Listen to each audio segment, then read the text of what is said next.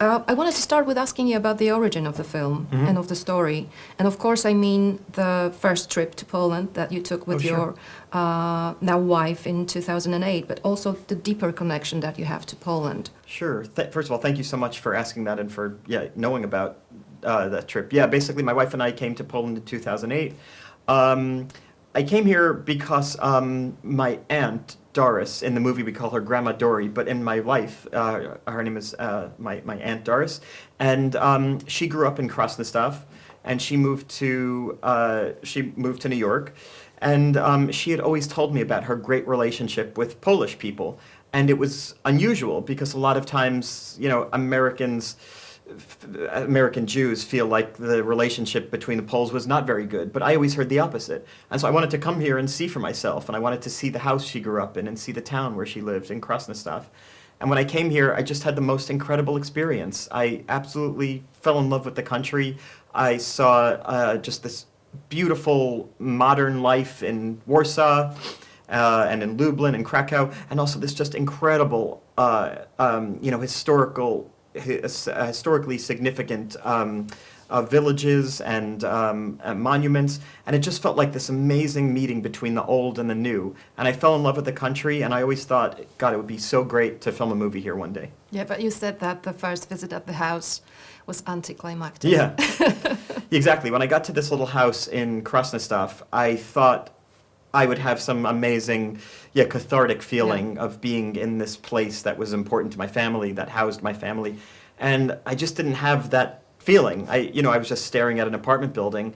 And it was really interesting because I kind of remembered that strange disconnect, the feeling of, expecting something profound and not exactly finding it where you expect it. And that's partly what this movie is about. It's these two characters, these cousins, who I play and Kieran Culkin play, who are trying to connect to each other, and it's not really working. And they're trying to connect to their history, and that's also not really working.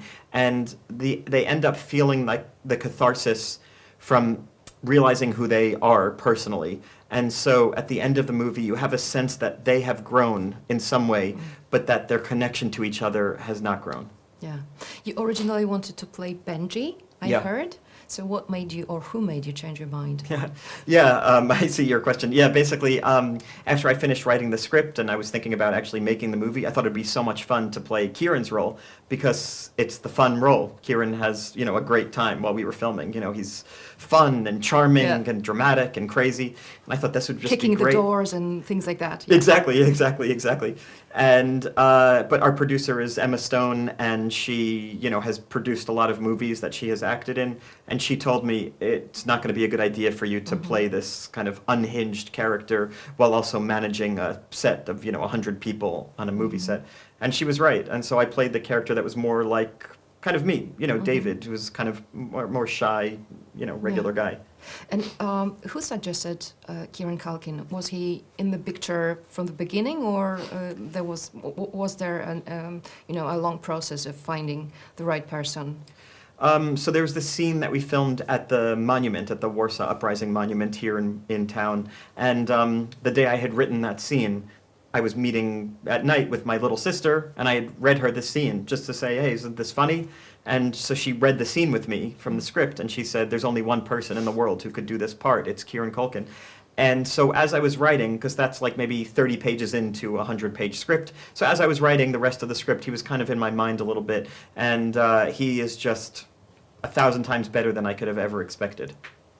I wanted to ask you about the music, because I know also that early on you knew that Chopin soundtrack would be great for this, so could you tell me more about it?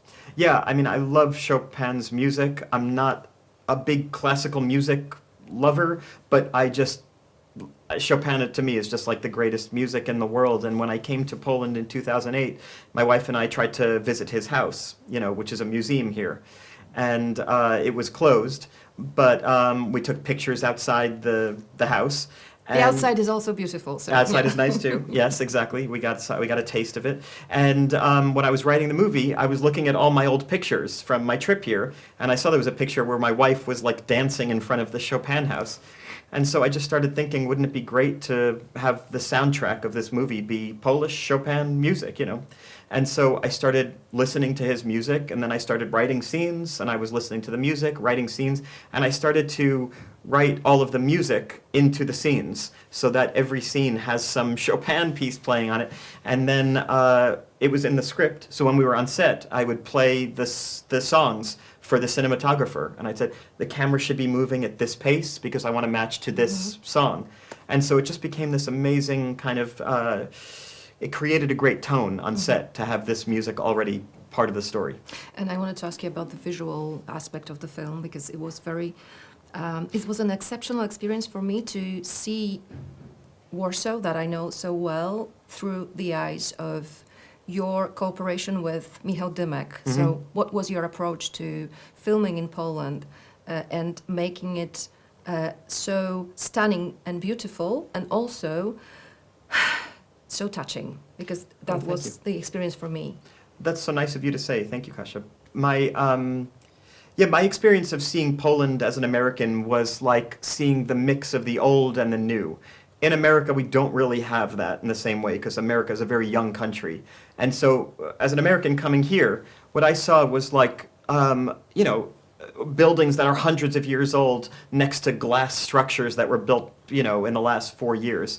And it was really fascinating. So, for example, there's a great street off Zbawska, I forgot the name of the street now, but where their buildings are they're still damaged buildings. Yeah. And then next door to those buildings, this huge glass. Is this Próżna? No, it's it's right by the Hilton, like 2 blocks from the Hilton, coming closer to the center of town. We'll find it on the map later. And it's a building where the bottom is very old, and then the top, they built new condos on top. And to me, that was when I first came to Poland and when I was scouting here, I said, oh, this is what I want it to look like. I want to see the mixture of the old and the new in the same shot. And so we did a lot of shots where it just kind of mixes, old buildings, sometimes even destroyed buildings from the war that hadn't been fixed, against the backdrop of, the Hilton Hotel, the Sofitel Hotel. And to just see, I guess, the juxtaposition and the irony of old and new. And that's what I wanted the movie to be, about these young characters, these guys who are third generation, coming to see their 100-year-old history. And so I wanted the theme of the movie, to be reflected in the visual. Yeah. Thank you so much. Thank you.